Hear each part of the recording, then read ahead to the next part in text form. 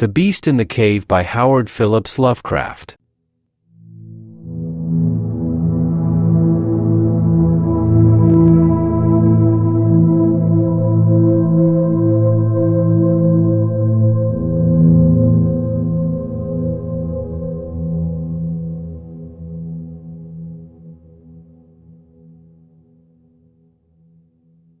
The horrible conclusion which had been gradually obtruding itself upon my confused and reluctant mind was now an awful certainty. I was lost, completely, hopelessly lost in the vast and labyrinthine recesses of the Mammoth Cave. Turn as I might, in no direction could my straining vision seize on any object capable of serving as a guidepost to set me on the outward path. That nevermore should I behold the blessed light of day, or scan the pleasant hills and dales of the beautiful world outside, my reason could no longer entertain the slightest unbelief. Hope had departed. Yet, indoctrinated as I was by a life of philosophical study, I derived no small measure of satisfaction from my unimpassioned demeanor, for although I had frequently read of the wild frenzies into which were thrown the victims of similar situations, I experienced none of these, but stood quiet as soon as I clearly realized the loss of my bearings. Nor did the thought that I had probably wandered beyond the utmost limits of an ordinary search cause me to abandon my composure even for a moment. If I must die, I reflected, then was this terrible yet majestic cavern as welcome a sepulchre as that which any churchyard might afford a conception which carried with it more of tranquility than of despair. Starving would prove my ultimate fate, of this I was certain. Some, I knew, had gone mad under circumstances such as these, but I felt that this end would not be mine. My disaster was the result of no fault save my own, since unbeknown to the guide I had separated myself from the regular party of sightseers and, wandering for over an hour in forbidden avenues of the cave, had found myself unable to retrace the devious windings which I had pursued since forsaking my companions. Already my torch had begun to expire. Soon I would be enveloped by the total and almost palpable blackness of the bowels of the earth. As I stood in the waning, unsteady light, I idly wondered over the exact circumstances of my coming end.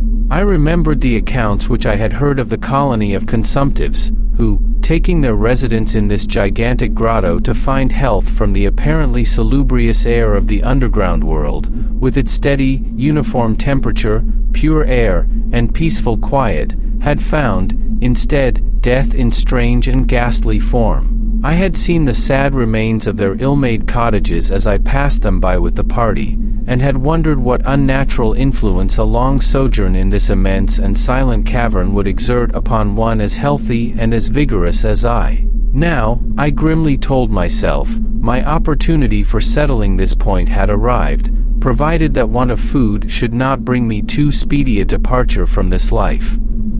As the last fitful rays of my torch faded into obscurity, I resolved to leave no stone unturned, no possible means of escape neglected. So summoning all the powers possessed by my lungs, I set up a series of loud shoutings, in the vain hope of attracting the attention of the guide by my clamor. Yet, as I called, I believed in my heart that my cries were to no purpose, and that my voice, magnified and reflected by the numberless ramparts of the black maze about me, fell upon no ears save my own.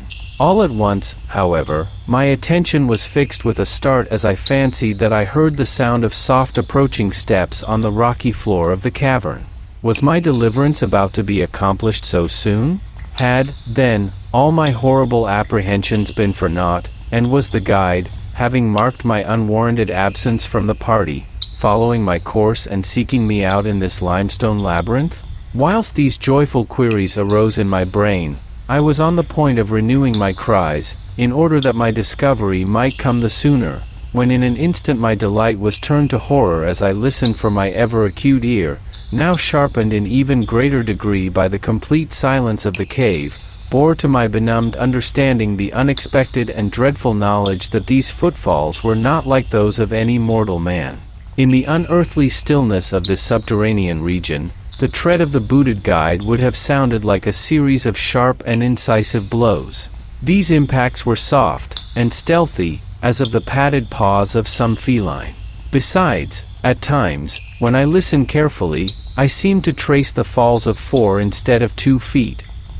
I was now convinced that I had by my cries aroused and attracted some wild beast, perhaps a mountain lion which had accidentally strayed within the cave. Perhaps, I considered, the Almighty had chosen for me a swifter and more merciful death than that of hunger. Yet the instinct of self-preservation, never wholly dormant, was stirred in my breast, and though escape from the oncoming peril might but spare me for a sterner and more lingering end, I determined nevertheless to part with my life at as high a price as I could command. Strange as it may seem, my mind conceived of no intent on the part of the visitor save that of hostility. Accordingly, I became very quiet, in the hope that the unknown beast would, in the absence of a guiding sound, lose its direction as had I, and thus pass me by.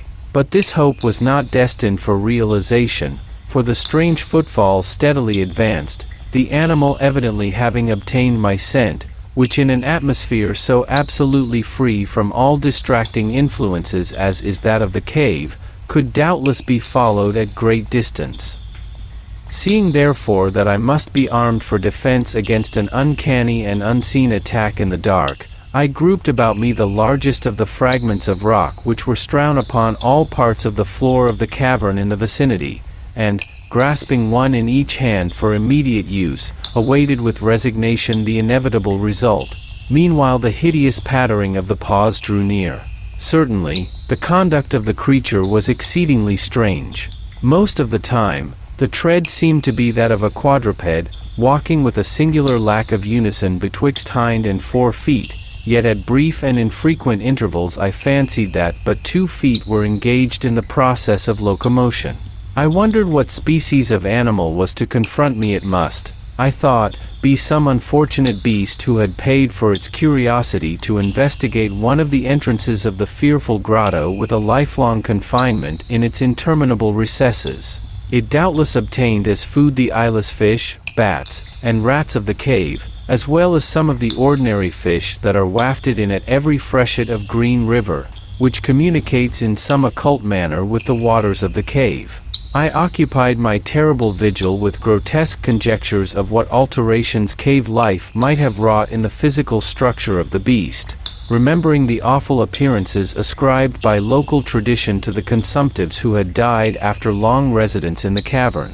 Then I remembered with a start that, even should I succeed in killing my antagonist, I should never behold its form, as my torch had long since been extinct, and I was entirely unprovided with matches. The tension on my brain now became frightful. My disordered fancy conjured up hideous and fearsome shapes from the sinister darkness that surrounded me, and that actually seemed to press upon my body. Nearer, nearer, the dreadful footfalls approached. It seemed that I must give vent to a piercing scream, yet had I been sufficiently irresolute to attempt such a thing, my voice could scarce have responded. I was petrified, rooted to the spot. I doubted if my right arm would allow me to hurl its missile at the oncoming thing when the crucial moment should arrive. Now the steady pat, pat, of the steps was close at hand now, very close. I could hear the labored breathing of the animal, and terror-struck as I was, I realized that it must have come from a considerable distance, and was correspondingly fatigued. Suddenly the spell broke.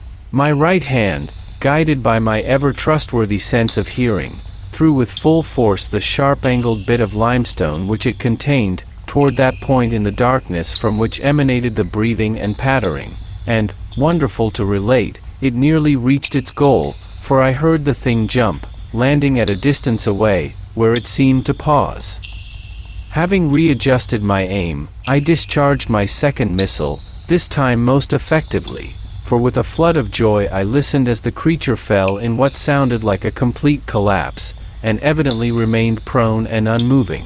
Almost overpowered by the great relief which rushed over me, I reeled back against the wall. The breathing continued, in heavy, gasping inhalations and expirations, whence I realized that I had no more than wounded the creature. And now all desire to examine the thing ceased.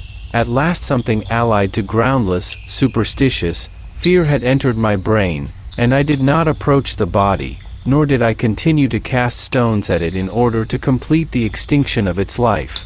Instead, I ran at full speed in what was, as nearly as I could estimate in my frenzied condition, the direction from which I had come.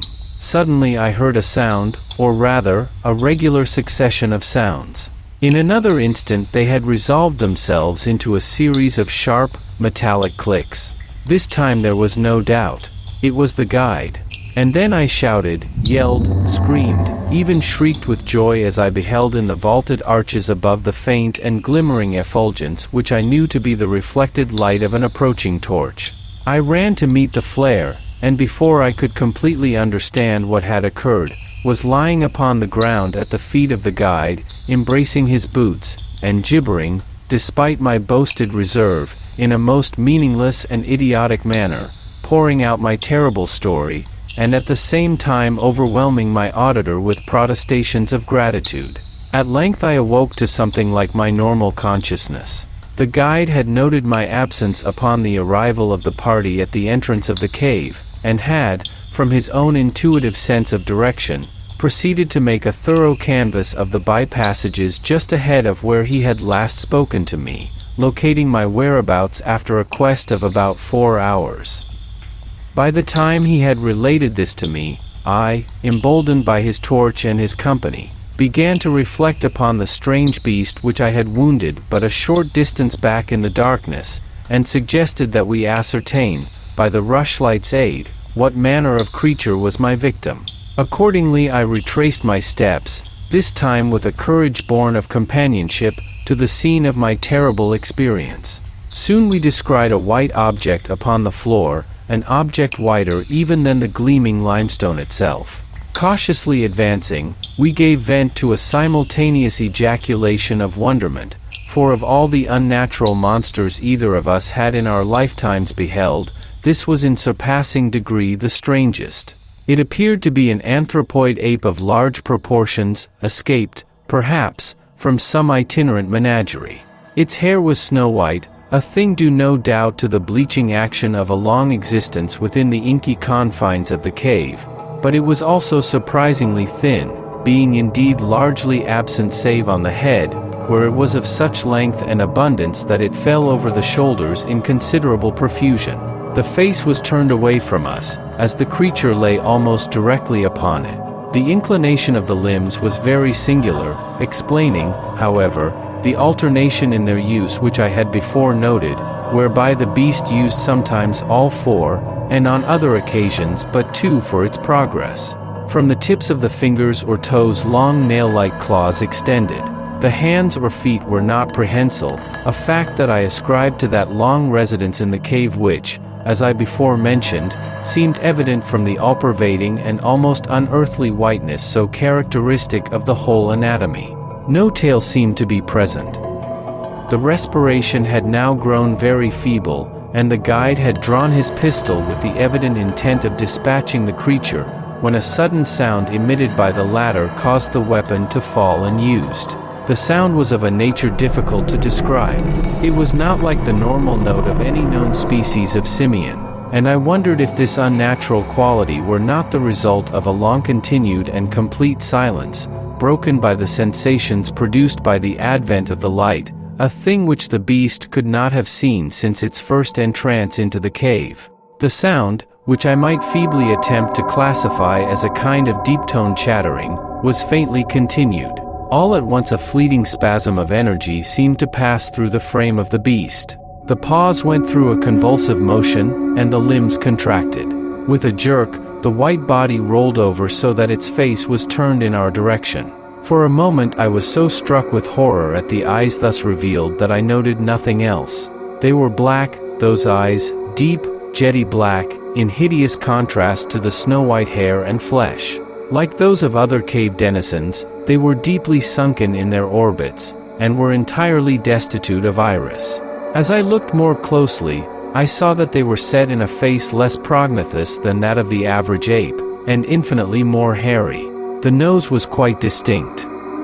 As we gazed upon the uncanny sight presented to our vision, the thick lips opened, and several sounds issued from them, after which the thing relaxed in death. The guide clutched my coat sleeve and trembled so violently that the light shook fitfully, casting weird, moving shadows on the walls about us. I made no motion, but stood rigidly still, my horrified eyes fixed upon the floor ahead. Then fear left, and wonder, awe, compassion, and reverence succeeded in its place, for the sounds uttered by the stricken figure that lay stretched out on the limestone had told us the awesome truth. The creature I had killed, the strange beast of the unfathomed cave was, or had at one time been, a man.